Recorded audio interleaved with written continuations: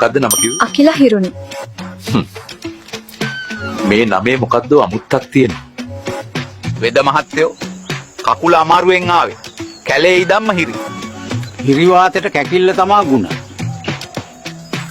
මේ හිරි කැටිය වලව්වේ කොයි පාටියක් දැම්මත් අයිය පරක්කුයි. ඒකට කමක් නැහැ. අඩුවෙන් බත තියන්න එපා. ලැජ්ජාවක් නැද්ද ජනිත්? ගෑනුන්ගේ ජංගි හොරකම් කරන්නද? නාකි අපිටත් නාන්න නෑ. සිතුම් කොල්ල හොරෙන් බලන් ඉන්නවා.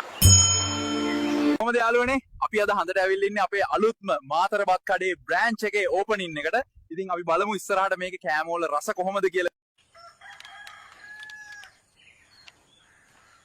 ඔබ දවසේම උතන්ට වෙලා වැල බල ඉඳපන්.